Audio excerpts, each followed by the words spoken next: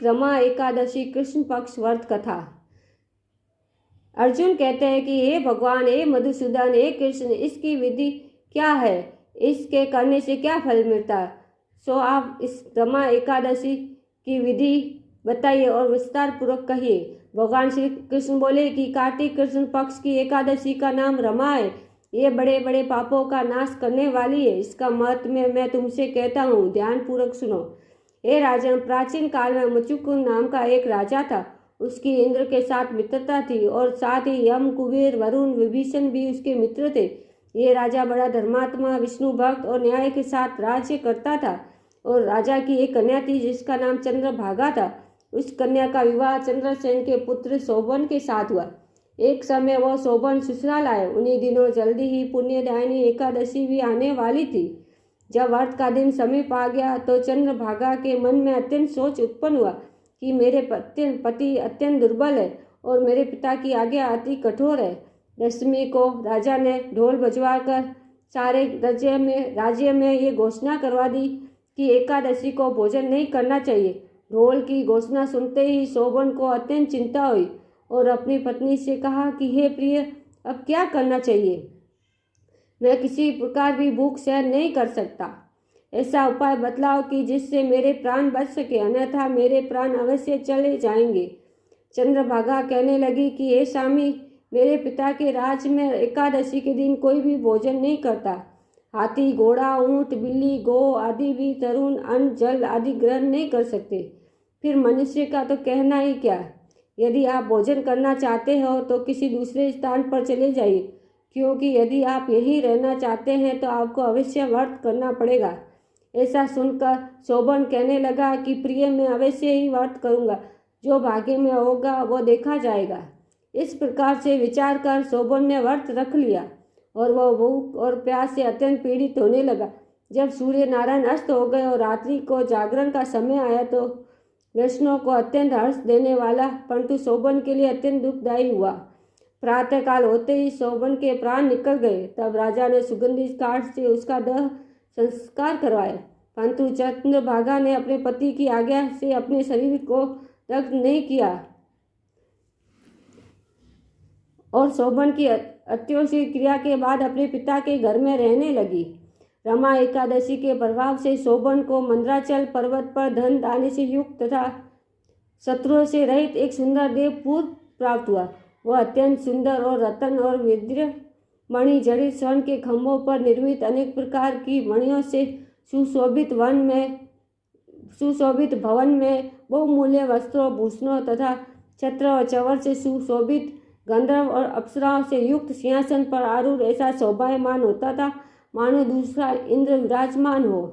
एक समय मुचुकुंद नगर में रहने वाले एक सोम शर्मा नामक ब्राह्मण तीर्थ यात्रा करता हुआ घूमता घूमता उधर जा निकला और उसने शोभन को पहचान कर कि ये तो राजा का जमाई शोभन है, उसके निकट गया। शोभन भी उसे पहचान कर अपने आसन से उठकर उसके पास आया और प्रणाम करके कुशल प्रश्न किया।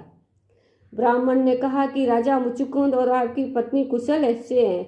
नगर में भी सब प्रकार से कुशल है, परंतु हे राजन, हमें आश्चर्य हो रहा है।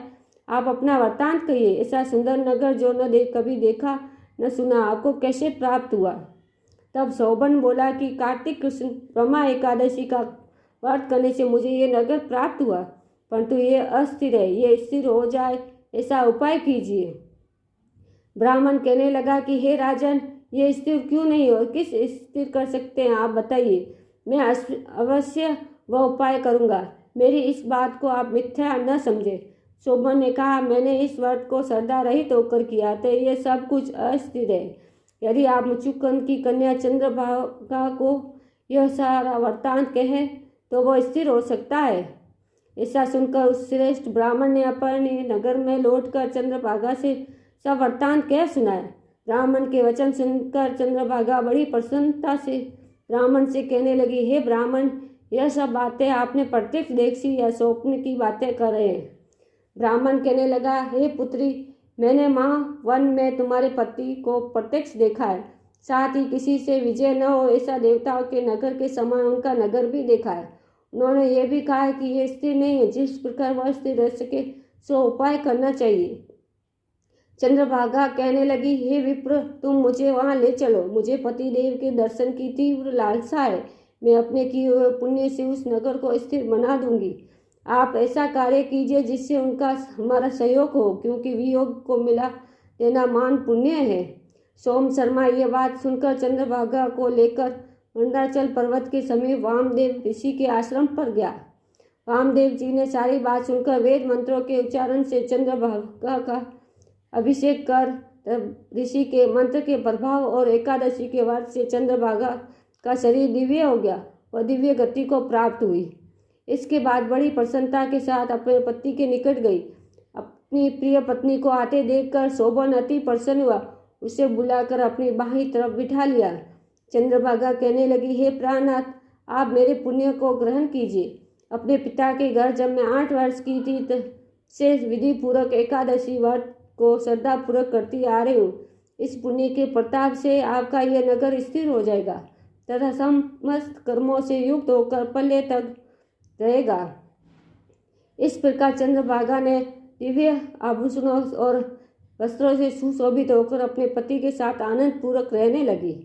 हे राजन, हे अर्जुन, यह मैंने रमा एकादशी का महत्व कहा है। जो मनुष्य इस व्रत को करते हैं उनके ब्रह्म हत्या समस्त पाप नष्ट हो जाते। कृष्ण पक्ष और शुक्ल पक्ष दोनों की एकादशियां समान है, इनमें कोई भेद नहीं है। दोनों समान फल देने वाली। जो मनुष्य इस महात्म्य को पढ़ते हैं, सुनते हैं, वह समस्त पापों से छूटकर विष्णु लोक को प्राप्त होते। बोलो रमा एकादशी की जय।